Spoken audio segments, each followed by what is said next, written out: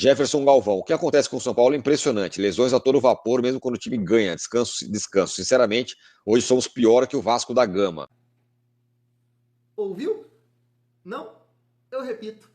Hoje somos piores que o Vasco da Gama. Você consegue entender a referência? Logo pela manhã, bom dia, por sinal, uma excelente sexta-feira, um dia abençoado para todos nós. Logo pela manhã, aparece no seu telefone, TV talvez, um 22 com uma varinha mágica da filha da princesa dele. Logo depois de ouvir isso aí de um torcedor do São Paulo, você consegue entender a referência? Eu te explico. Em que mundo essa galera vive? Mas você tá calejado, né? Você já passou pela água de Santos, você lembra muito bem. Você já passou pela água de Recife.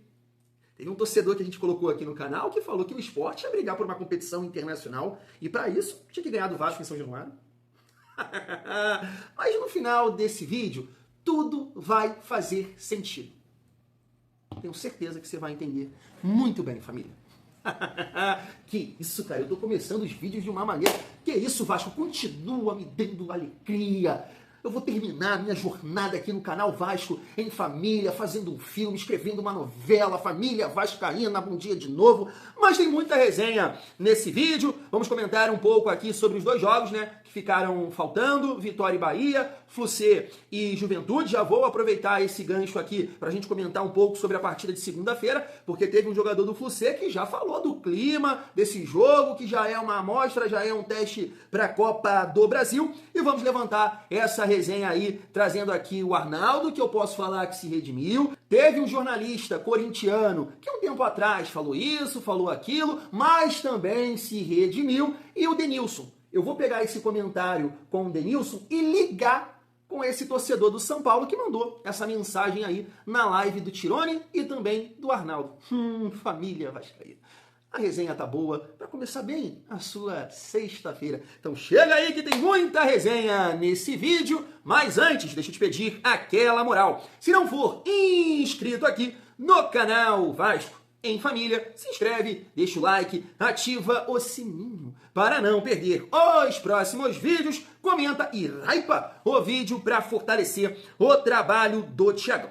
Vamos seguir a nossa resenha e começar aqui falando sobre esses dois jogos, né, que ficaram faltando. Eu finalizei, né, ontem com 4 vídeos e aí eu comentei com vocês sobre Grêmio e São Paulo, né? O Grêmio chegou a 36 pontos e o São Paulo permaneceu com 38. Ou seja, o São Paulo pega o Mirassol, né, nessa próxima rodada fora de casa. Mirassol em casa é difícil de encarar. E o Vasco, né, tem o clássico, então a gente tem a possibilidade de ultrapassar o São Paulo nessa próxima rodada. Tá aí, família. Vitória 2-1 sobre o Bahia. Um bom resultado aqui, porque, né, o Bahia fica com 43 pontos.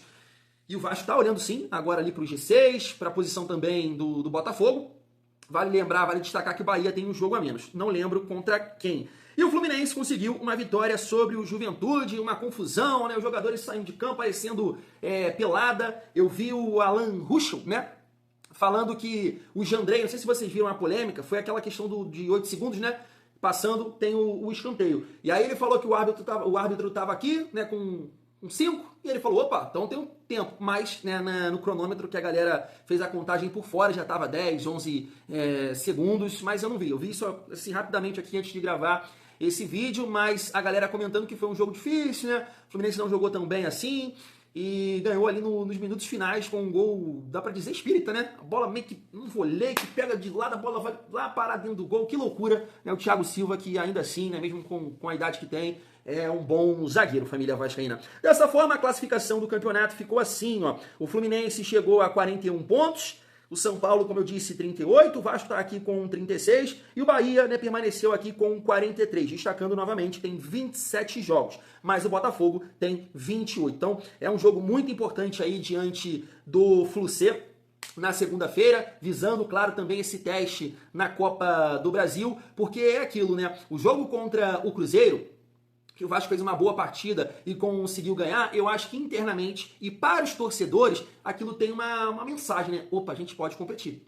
A gente pode sonhar com a Copa do Brasil. Internamente eu acho que tem isso também, de repente, pô, você, né, Porque no papel é uma parada, dentro de campo é outra coisa. Cruzeiro que naquela ocasião estava, sei lá, 10 jogos sem perder, ganhando de geral fora de casa, empatando e tudo mais, chegou ali no nosso caldeirão, fizemos uma boa partida, entendemos o jogo, né, saímos um pouco ali do estilo do Diniz, 2-0 pra gente. Então assim, eu acho que passa uma confiança visando também essa competição, claro, a Copa do Brasil, que vai começar não, né? As fases decisivas aí da semifinal em dezembro. Então, deixa eu destacar logo esse jogo aqui com vocês, que eu vou falar também, até esqueci de destacar no início do vídeo, que o Vasco, né, tá tentando aí a renovação do Ryan, um ponto muito importante também pra gente falar nesse vídeo. Mas antes, deixa eu passar aqui, eu acho que é o Riquelme, né, jogador do Fluminense, falando do jogo de segunda-feira. Olha só.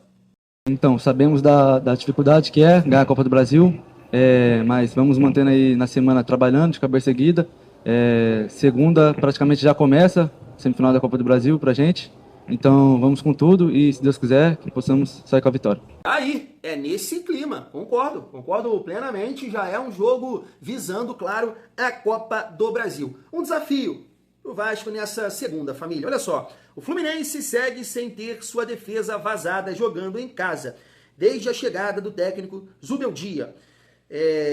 Eu não vou falar isso aqui. O Fluminense conseguirá manter essa marca até o fim do campeonato? Torcedor, levantou aqui o lance. Não, porque o Vasco não fica sem marcar gol. Ficou ali contra o Palmeiras por um erro do Fernando Diniz, e eu acho que isso ficou muito claro diante ali do Fortaleza. Thiago, tu quer comparar Fortaleza com o Palmeiras? Não, é a estratégia de jogo, é o desenho do jogo, é o contexto do jogo. O Diniz, repito aqui, ele foi incoerente nessa última coletiva, quando ele fala que o jogo não estava ali apropriado para o Verratti, e quantas vezes você, diversos torcedores, levantamos aqui essa possibilidade em jogos fora de casa jogar sem o Verratti. Para puxar um contra-ataque, né?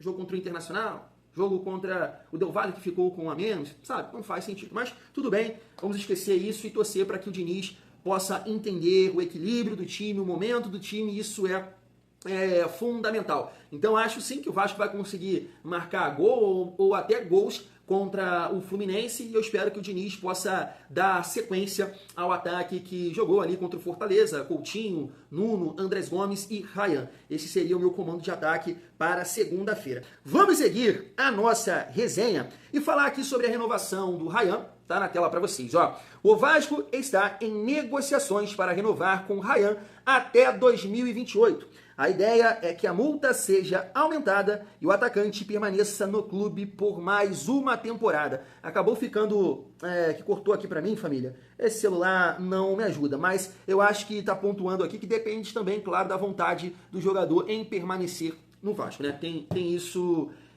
também. Espero, né, que o Vasco consiga aqui renovar para aumentar também, né, a multa.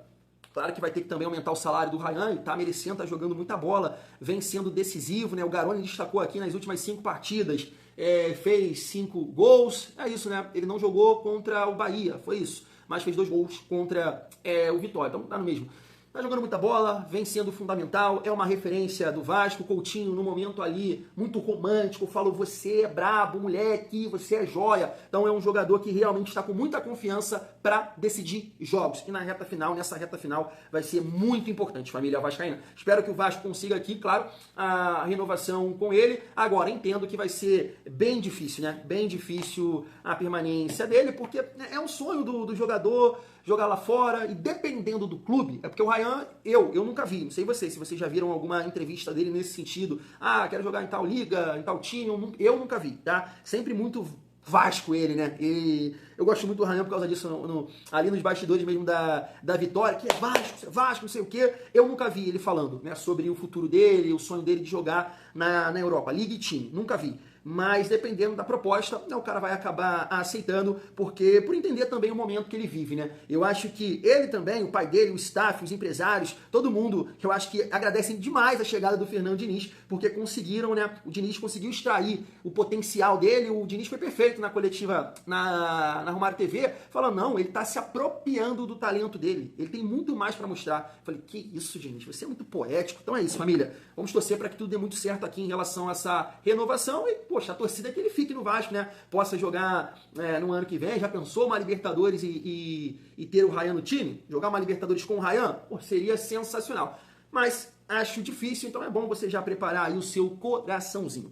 E aí, para finalizar aqui a nossa resenha, eu falei que o Arnaldo se redimiu, o Vessone, o jornalista corintiano. Eu vou passar aqui rapidamente o Denilson, que você vai entender perfeitamente o comentário inicial do torcedor do São Paulo. Hoje somos piores que o Vasco da Gama. Olha só. Olho agora nesse time que eu vou falar, hein?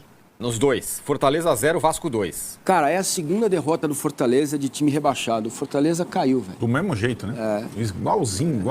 Tem bom jogador, time desesperado, vermelho, o adversário Porque toma... o jogo condiciona, falou, vai lá, meu amigão, faz os 3 pontos. E não faz. Aí quando que o jogo não condicionar, você vai querer fazer? Então, de São Paulo e do Vasco... Vasco e Diniz no segundo turno, só abaixo do Palmeiras e do Flamengo. Terceira melhor campanha. Espetacular. Melhor que o Mirassol até. O Vasco e o Diniz está num ótimo momento. Lembrando Bahia... que a janela foi boa. O Vasco contratou bem. Sim. Jogadores que deram uma encaixada. Acho que tem um colombiano lá que tá indo muito bem também. Estou esquecendo o nome dele, um estrangeiro. Tá indo... Bom, tem o Robert Renan, tá indo de avião, fretado pros lugares, etc. Avião fretado da Leila. O Flamengo tá enlouquecido com isso. E pois é, E o lateral direito é um sucesso total. Se o Pedrinho não tivesse largado o Campeonato Brasileiro para focar na Sul-Americana, o Vasco talvez estivesse em outra condição. É, verdade. Tá aí o Vasco. Verdade. Sensacional o Vasco.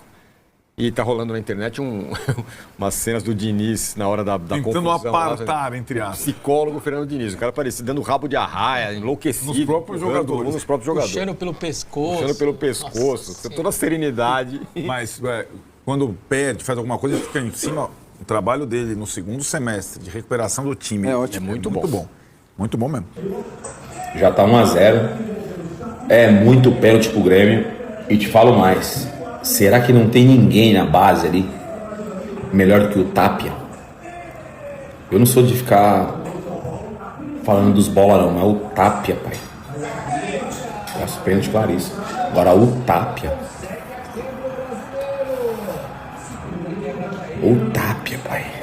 Tá aí. Eu sei que no nosso elenco atual, por exemplo, tem o Jean Davi, que não joga. Inclusive, foi um dos melhores comentários que eu vi aqui no dia de ontem. Ai, foi perfeito, irmão. Você que tá me assistindo aí. Ele deu a ideia. Troca o Jean Davi no Luciano. Pô, perfeito, cara. Eu ri demais com esse comentário. Mas, família, me chama muito a atenção. E por isso que eu iniciei aqui com a varinha da minha filha. Cara, essa galera pensa o quê da vida, gente? Cara, tem o Tapia. Esse Tapia é horroroso.